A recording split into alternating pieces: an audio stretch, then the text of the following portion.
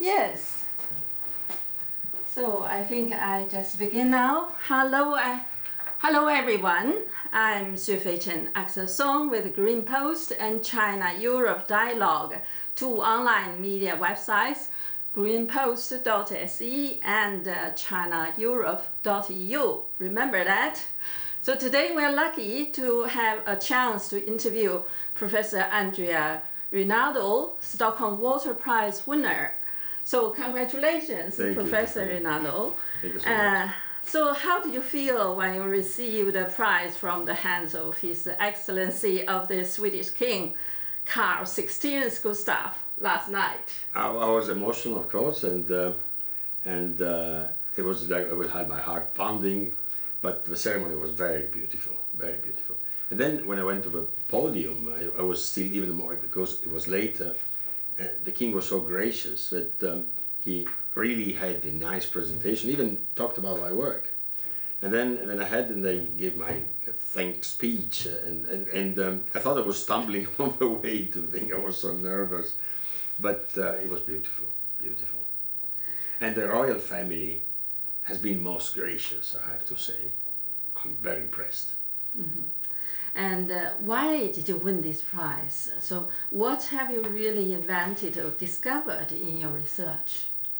It's of course, I'm an old man, so it's a long journey, because I've been working and thinking about that for a long time. First, years back, we started studying why, essentially, if you look at river networks, of course, I mean, it's not that all biodiversity is only in the river basin, but much of it is. So I'm just talking about the things that we have addressed. I'm not talking about the whole thing. But if you look at river networks, the first thing that you note is that if you take a map and you take out a scale, you don't know whether this is big or small. It seems like a stupid observation, but in reality the statistical indistinguishability that of structures of river, regardless of a scale, whether they are a few kilometers or thousands of kilometers, is a sign of something which is called self-organization. So the system, which has many possibilities of doing different things, as you say technically, many degrees of freedom, chooses instead to do always the same thing. So this intrinsic repeatability of the structures was the first discovery, which was building on the work of others, of course, many others. So essentially, the way we looked at nature, the geometry of nature, for thousands of years, was wrong. Mountains are no cones. They're more complicated than that. They're rugged. They repeat themselves. Clouds are not spheres. This is the idea of geometry, something simplified. No, it's something of that kind. Coastlines are not simple broken lines. Now, that robustness is written in those characters. Then, in the last 20 years, and that's the reason why I got the prize, we exploited that feature. That is, we exploited the fact that the networks, river networks, do always the same thing, to study the processes that occur on those networks. And this is the spread of biodiversity, biological invasions, and how you foster waterborne disease, deadly or poverty-reinforcing, chronic. And the big or small, my discovery is the fact that those processes, owing to that robustness of a substrate, as you say in ecology, the substrate for ecological interactions, the river network, gives a robustness to the prediction of the processes that occur on them. So we can predict disease, we can predict how biodiversity can survive or be otherwise slashed. We can predict how biological invasions progress, including our own population migrations in the Neolithic were shaped of the structure of river networks. Because people coming from Central Africa, where the whole journey of man began, followed whatever water resources they have. Because so it sounds like the problem is created by people. Better we don't disturb the nature. I completely agree. And tell you something about the shape. We may even try to interfere, but we cannot. Nature is stronger. Mm-hmm. But yesterday, I think I attended your interviews also. You mentioned you like state control. Do you really mean that? What do you mean by state control? State control means that if you leave Well, in particular, if you leave a system to itself, you would have that inequalities grow at a grand scale. If you let the system evolve, if you look at the distribution of wealth, most parts of the world, you will see the distribution is shaped in a certain manner, such that 80% of a wealth is in the hands of the 20% of the richest part of the population. Super unequal. And there's something inevitable in that. So if you let the system self-organized, you have a very unwise and very unequal world. Governments have to intervene to correct certain things, etc., to make corrections, to trigger positive feedbacks, the good spirals, in fact. So I very much believe in the role of the public. So you think the government actually has a bigger role to play, and they should play? Definitely. My late master and friend, Ignacio Rodriguez, used to say that neither capitalism nor socialism. So it's a lesson. He was a poor guy. He was a deeply faithful believer, and he said that the right message was given by the Pope. Neither capitalism nor socialism. It has to be a midway through in which the state has to intervene, and yet you have to have initiative in the system. But that sounds like what China is doing right now or during this process. China impresses me very much, very much. And there's one thing which I adore about China, is the fact it's the only place, I presume, in which the rulers they have a scientific formation. They are engineers, they are scientists, and that doesn't happen anywhere else. So I look forward very much to the pragmatism that inherently an engineering formation like the Prime Minister, in fact, has, is thing. So I'm confident. I'm looking forward. China will be a major factor in the progress that we're going to have. But it's obvious from the economic viewpoint, and it's also from a general growth. But you know, Chinese presidents Xi Jinping pay great attention to this green development. Absolutely. Say, you know, his golden sentence like green mountain is the gold mountain, green water is the silver water. Absolutely. Yeah. But am I wrong if I think I read someplace that he has a technical, he has an engineer by degree? No, his predecessor has, but he has a lot of grassroots experience. Okay. When he was 18 years old, he already built a biogas technology, bringing into the village. And in Zhejiang province, when he was the governor, he proposed this idea to totally just change to a green direction instead of just only capitalist sort of development. What China has done in the last, say, 10 years or 15 years, we are only left to admire.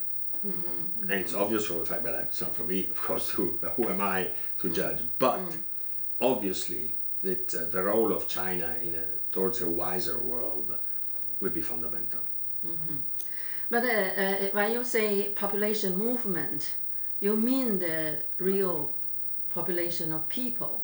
Or migration, you mean water? The historic migrations. Okay. The historic migration that you have. So you mean the population moves and they bring they cause the disease. Homo sapiens colonized the world by migrating and migrating along rivers. And that's what happened from Central Africa, where the whole journey began, then progressively through a fertile crescent in the Middle East, and then started propagating through Europe, etc. But when you say that, it reminds me when I travel in China, you know, in along the Yangtze or along the Yellow River, or even the cradle of China, like Shaanxi province, you can see that all the mountains, and then you have a river just in between, and then people just live by the river at the foot of mountain. Absolutely. That's how maybe the mankind traditionally built this way. But the industrialization makes us to go anywhere we want. Anywhere we want, because you have the technology to transfer the resources that only the river provides, however. We are much related. We are much stronger than yes. Maybe the nature can... For a time. we cannot exploit nature without paying due attention forever. Okay. We cannot. Economies may thrive, but by mining natural capital, an economy cannot thrive forever. So, and by of course, I'm a river person. So China and its mighty rivers are the, how can you say, they are the most fascinating in fact. But we do use the big engineering way to deal with the water. Do you think there will be consequence or something like that? For example, we just diverse the water in the Yangtze to Beijing with such a huge 50-year project. Let me tell you two things. First, I'm an engineer by training. I'm a hydraulic engineer. So do you expect me to have disrespect for engineering? I made for a living, I'm a scientist. But the engineering part gives you the engineering, the root of engineering means you invent something useful. That's what we've been doing over time. And so it's, in reality what happens is that the other consideration that you have, I'm interested there was a concept developed by a biogeographer, Friedrich Ratzel, at the end of the 19th century, in which you have to look at, they call it Lebensraum, that is the vital space, in which the landscape nature is coupled by the landscape, the human-made environment. So built and natural environment have to coexist. The natural environment is benefits from the wise work of man. Has to be wise, not necessarily we have done only good things. We have done disasters in many parts of the place. I'm not talking about China, talking about Italy, for instance. A poet in 1786, Goethe, one of the foremost figures of our Enlightenment, he said that he wrote in this my travels to Italy. He said that the most beautiful road he ever crossed was the road next to my house that goes from Vicenza to Padua in northern Italy. And what he saw, it was the Palladian landscape scattered with villas and nice things. Try to do it now. It's only commercial centers. It's those horrible industrial settlements, etc. So for a while, we have lost that sense that the landscape, the natural landscape, and the built environment must coexist. The nature, the landscape nature, is enriched by the work of man when it is a wise one. So that's also called a civilization. It's called civilization, exactly. But civilization may express itself in a number of ways. You can have people living better in an horrible context. It's not necessary for that to be horrible. Your model has been used in Haiti, South Sudan, and so on. So can you give us more example about that? Yes, I was saying that yesterday. It's largely serendipity. So at a certain point, we realized that the mathematical tools that we've been using for studying biodiversity would apply to the propagation of disease. Exploiting new technologies we have. For instance, that's one interesting thing. In much of Africa, the ownership of a cell phone is not socially biased. It is not. You may not have tap water at home, but they have a cell phone. On this we can discuss, good or bad. It's for sociologists to discuss.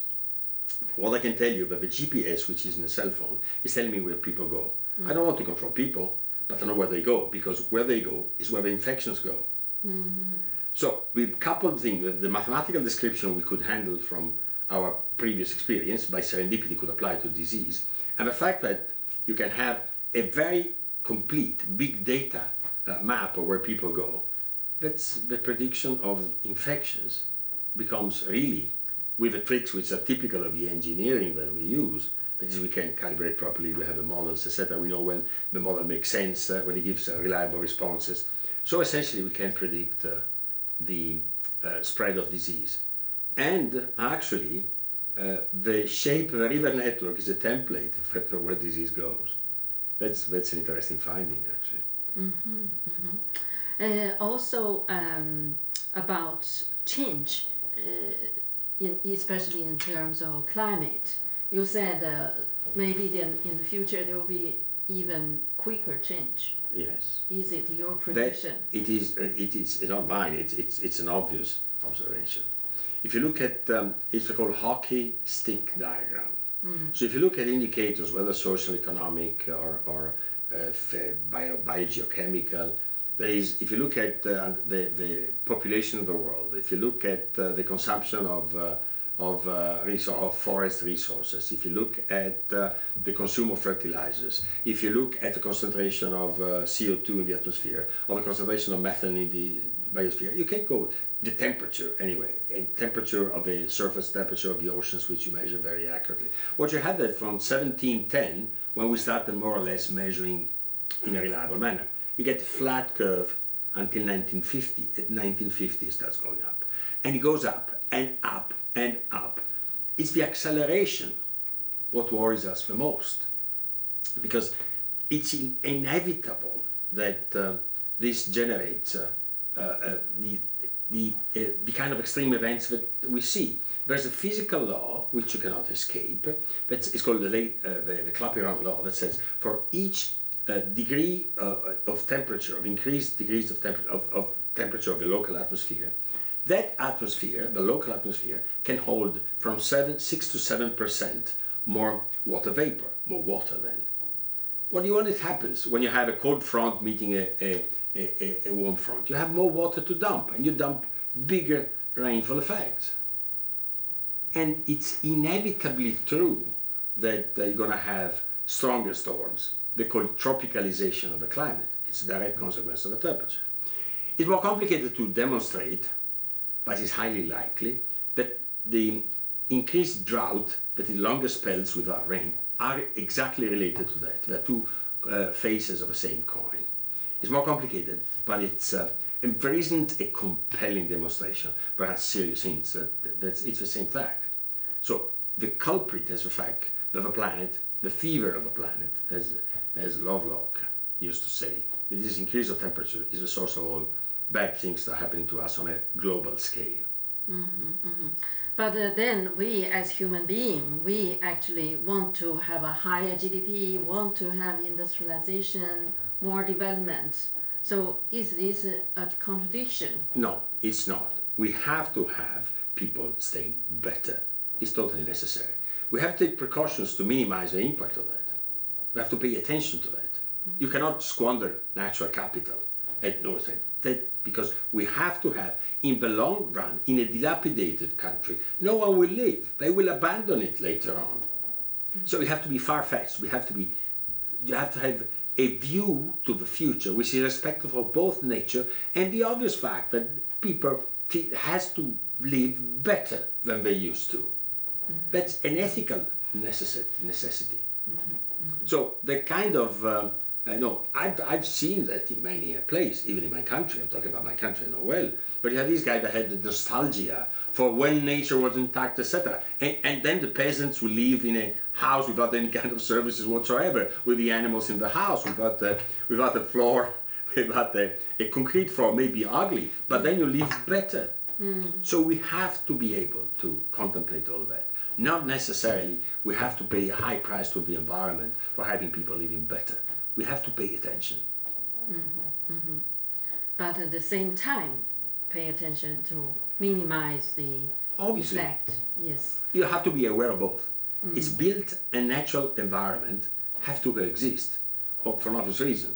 The natural pristine environment is not hospitable for man.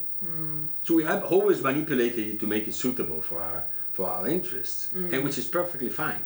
The natural landscape is enriched by the work of man, has to be enriched and not dilapidated by the work of man. I'm not thinking of anything in particular, but let's talk about my country, because that's where I know directly. I mean, we could have constructed much better in the past. Italy had a tradition for wonderful constructions with the care for the landscape, etc. At a certain point, when we had means, etc., we lost that sense, and the peripheries of our cities are ugly like hell. They just destroyed services, they destroyed whatever green there was in there, flattening it out. It wasn't necessary. Of course we have to have people staying better, living better. That's a moral imperative. but not at the expense of something which in the long run won't pay back. Okay, so I want to turn to another question, actually, currently very urgent question. We are discussing that the Japan nuclear waste water, now they want to, I heard the news is tomorrow, they decide to just release that to the ocean. In the long run, is that right? Okay. How can we face this situation? On that I can give you the feedback as a lay person, because I'm a freshwater hydrologist. I care about rivers, etc. Yeah. The dynamics of the ocean are very diverse, and I'm not a specialist on that. Sure enough, as a lay person, I can tell you that it worries me, of course. As a lay person, as like everybody, I don't have any specific knowledge, and I think it would be wise if everybody would do that is speaking about things they know about when they have some capacity. So I cannot give you a judgment on the behavior of the oceans or whether this is safe or unsafe, because I don't know.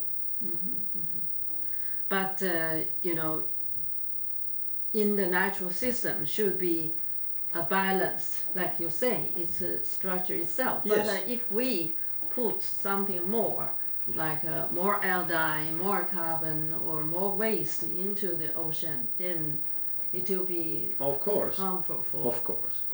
But let me make an example which goes back to the few things I know. For instance, nuclear waste repositories is something which Italy doesn't have nuclear energy, by the way. It was a long decided, etc., good or bad, but we don't have a problem, etc. Although we are surrounded by countries that produce energy by nuclear energy, in fact, and Italy is very well in the airshed of those things said. We have all the downsides, but we don't have the capability to sell the thing. But where do you put the spent material? You have to store this material in places in which for like hundreds of years to stay there. So in some cases you use deep wells, and you expect that in deep, compact geological formations that will be safe, sealing that for thousands of years, so until the material won't be radioactive any longer. Well, one of the big issues in there, okay, can you be sure that there are no fractures in the system? Because fractured porous media or rocks of some kind is something which you may store the thing, and you may expect that the thing goes with the permeability of a block, but is 1 meter per century or something like that, so it's okay, I'm safe. By the time it gets anywhere near any community or whatsoever, they will be spent. But if you have a fracture, rather than taking them 100 or 200 or 300 years, it will take a day to move. So challenges are everywhere, and there is no surrogate to good science.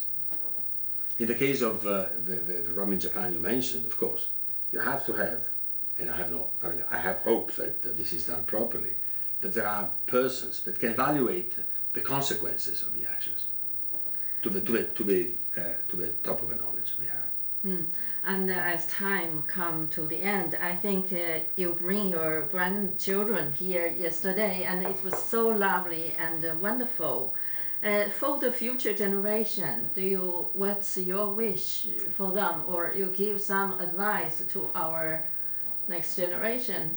We had a nice example with the Stockholm Junior Water Prize. You see hundreds of young fellows that have ideas, but from the give ideas to the future. So the future is of the young, and the sense that the reaction that we see anywhere. For instance, I have a great admiration for this Greta Thunberg, that is the young activist that started saying it's the people that's telling you that you have to change. And we have to adapt, we have to look forward to a system in which we listen to the young. I'm not saying you do what the young say you should do, but you should listen. Because these ideas, in the past, some of those ideas have changed the world. And it's our duty, in fact. And then it's refreshing, these young fellows that, so many of fellows we have, not only in China, but probably, I don't know if it's becoming the same, but for us, I mean, just so many of our youngsters live in front of a screen of a computer. And then all they do is thinking that their life would be that, or influencing people, or chatting, or that. So real life is not that one. So I was so moved by seeing the young the Stockholm Water Prize contenders. They invent things, they do things, they go in the laboratory, they go in the field, they try to say, okay, yes, we want to do something for improving matters. So I'm confident. Have you been to China before? I've been twice, but I have to say, I've been to Beijing 3 times. Okay. Visiting the famous university in there. I was in many of those institutions, etc. Of course, China is growing. China's academic institutions are growing at a pace which is absolutely amazing. But Italy is also a very good example for the Chinese, also for all the ancient civilization and modern, football or rugby, not rugby, but football, I think, soccer. So I think welcome to Beijing or China. I'd love to come again. No, I need. Well, if I get invitations to come to China, I always very gladly take it, because it's. I've been in one of those trips. I went to the Great Wall, because it's so close to Beijing. That's it, 1 hour ride. And the sense of work of man, and it's so integrated in its landscape that it's really, really a masterpiece. I was speechless, actually. Any chance I have to come to China, I'd be delighted to come. Then you are welcome, and thank you very much for this time. I now stop this. I need a favor from you, but is the